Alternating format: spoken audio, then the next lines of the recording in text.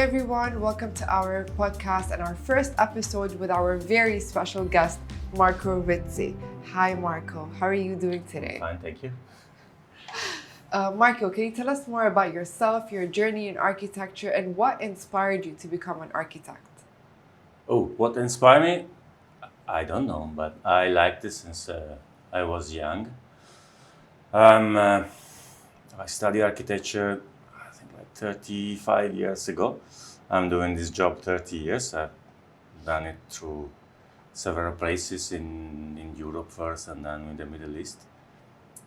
It's a passion for me. It's something that I like. It's something that I would do as a hobby even if it wasn't my job. So most likely I'm a happy man. That's good. You also designed Marlin 2. It's a beautiful masterpiece. What inspired you to do this? It sort of reminds me of the sea, the ocean, the waves. Does it have any correspondence with the inspiration that you have for Marlin 2? Yes, it has. I mean, it was a continuation of the concept of Marlin 1 that I designed last year, which was on the sea and has this preeminent podium as a main idea of the waves in front of the sea. So it has to remind. The podium and the swimming pool, the infinite pool, yes, it is on like a waves that opens to the sea of the mangroves and the sunset and the sea and so on. But this time, I think my main inspiration was driven by the size, the shape of the plot, which is strange, but it's interesting. It's always a good challenge, the plot in architecture.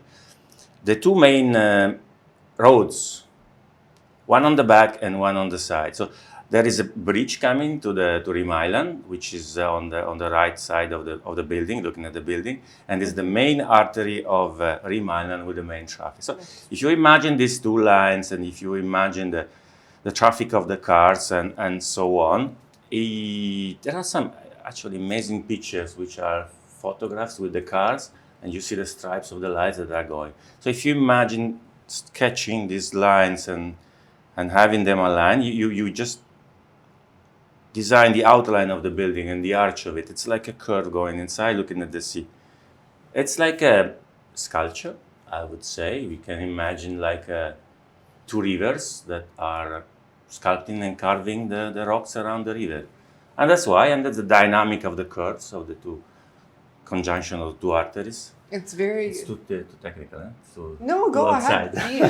It's a lovely piece. But this is how it. So the dynamic of the building comes from the conjunction of these two energy lines of the roads, and then the orientation to the main part, which is the sea, the sunset, and on the other side, Saadiyat and the view. That's on the new bridge. Yes, the new bridge, exactly.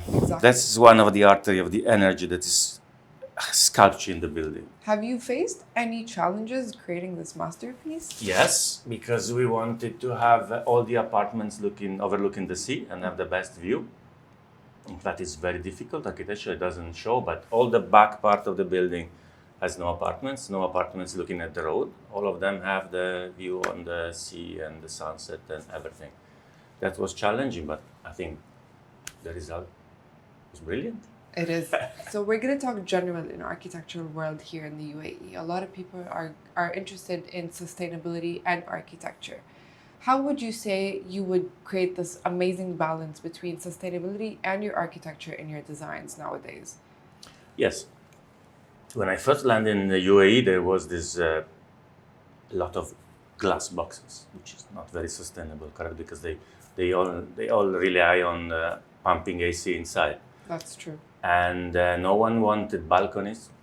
And I said, why? I mean, we have the sea, we have the sun, you go outside, no one balcony. So now it's changing, and ultimately everyone loves balconies. And the balcony is good because you have the continuation inside, outside, but sustainability-wise, it helps because it creates shadows. So the sun doesn't hit directly the glass. So this is the best strategy. Big balconies are good for the tenants, are also very good for the sustainability because they avoid the ray of the sun to hit directly the glass. So you would say a more open apartment, more sunlight in the apartment would create a more sustainable feel in nowadays architecture? No, it is that the extension of the balconies creates the shadows, correct? Especially in the summer when the sun is vertical, Yes. so it will not get hit. The glass get hit by the sun, by the heat, and still you have this amazing view. That's good. That's a design way of approaching sustainability. It's one of the strategies. Yes. Have you ever tried to incorporate any of those strategies in your designs before? Not just Marlin too. Yes, of course. I'm coming from Europe, so a building that is energy independent is the best of the best. Here wasn't a problem before. Recently, the government has introduced all these Estidama and Lipper, that they are going to a sustainable way of doing architecture, which I embrace. I mean, in the beginning, it was strange for me not having this sensibility, but as the UAE is rapidly changing, is also catching up with these issues. Speaking of rapidly changing, nowadays AI and smart technology is rapidly evolving in the architectural world. Would you say you're more into the old school manners of creating architecture or with smart technology and AI? Well, I recently read an article which is interesting because it puts my generation as the bridge one, because we started with the pencil and we end up with AI. So it's a challenge. Most likely it's the thing that will put me to retirement. I don't think so. I see it as a tool. It's like before we had pencil, then we have rapidograph, then we have software, then we have the mouse. I see it like a tool. We are using big technology since many years, and it's like instead of doing things with my mouse or my pencil, you just speak out your instruction, and this machine will do. We should not rely on them. It's actually the young architects, I see too many creating these flying objects that will not stand. It's a beginning, and every time people is very enthusiastic, but has to be taken with precautions. Do you still sketch? Yeah, of course. Have you sketched Marlin too, for instance? Yes, it's always in parallel. I have the mouse and I have the paper, and I still sketch. Yes. That's lovely. Do you ever think we're ever going to go back to those days? I'm a true fan of the authentic way of doing things, like drawing, writing, for instance, all of that. Do you ever think we're ever going to go back to those days where you do things authentically? If it is a blackout, yes, of course. It's a mix of things. You don't have to exclude anything, but I do find that when I'm stuck with something, the pencil and the paper is still the one that better and faster transform my ideas into something. But if it's a gesture, I like it. It's like a therapeutic. It's like what? It's therapeutic. Yes. I found it. I need it. So it's in parallel. It's a nice way to get in touch with your authentic self. I agree. Going back to Marlin 2, if you could describe Marlin 2 in 3 words, what would you say?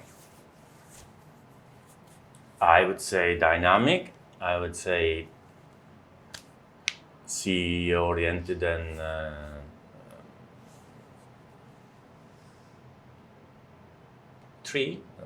one is enough. No, dynamic. No, I think it's very nice. I love it. But I don't have words to describe it. I'm not good with 3 words. I think dynamic is the one.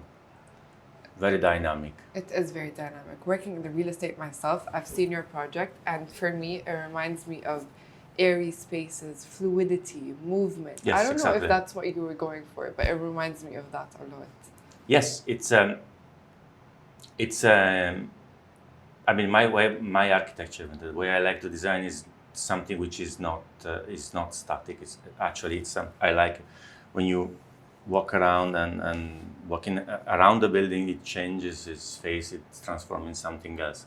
It's not like a cube that no matter what you do, it's flat and so on. Yeah, exactly. This is what I wanted to achieve, and I think it's well achieved. And this is what I think will be the architecture of the future, and the present. I mean, we always have to design something that it could be, and it has to be good, or let's say acceptable, even in 15 years, in 20 years, because it's not the clothes. It has to stay That's the true. year. So you have to design something that I designed something that looks at the future, and so nowadays it has to be futuristic no matter what. It cannot be a cube. It cannot be something in the past. It's I don't know. I see that it will not withstand the challenge of the time. So speaking of the future, very interesting enough, what excites you the most about the future of architecture? What's your vision? What do you think the future architectural pieces would look like in the future?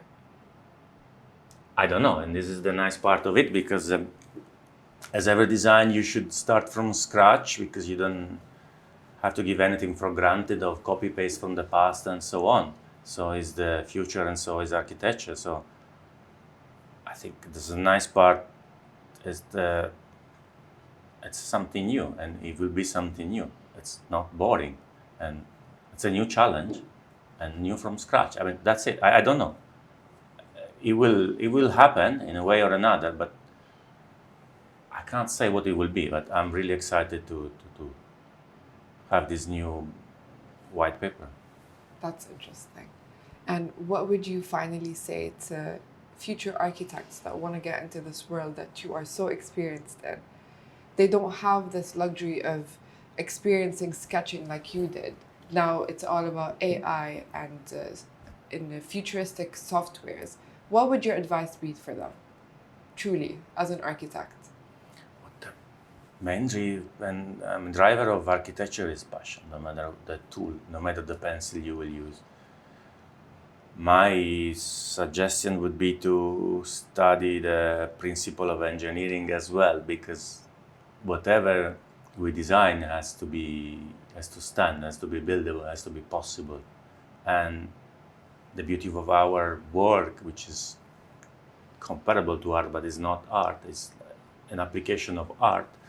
It has to become a building, has to be engineering. So the challenge of futuristic design and the laws of gravity and engineering, I have to come together, and that's what makes it very interesting. It's like an immense Tetris that you have to create in your mind. So my advice would be just to study even the basic of engineering, and then go with the dream of architecture, but they have to go down to an engineered building to be real. That's the real challenge, and that's what too many young architects I see are skipping as a step. Nice images like AI, but then I don't know, would it be buildable or not? What was your challenges when you were a young architect that you would regret now, 35 years later, I'd say? Oh, not moving before in a country like this one, and because in Europe we are controlled by too many regulations, too much history, and so on. So you don't dare to design something more advanced, because we always have to look at our past, and there's an immense weight of critique that you can get just by living there and being raised up there, because everything has been done and designed and built. And you don't dare as you dare here. So yes, I regret not moving away sooner. How long ago did you move here? It's 11 years. 11 years. So it's a good change. Yeah. Interesting. Yeah, Dubai is pretty... Dubai and Abu Dhabi, they're pretty futuristic compared to Europe. Yes. Well, I'm glad, Marco. Thank you for joining us today. It was very insightful speaking to you. And yeah.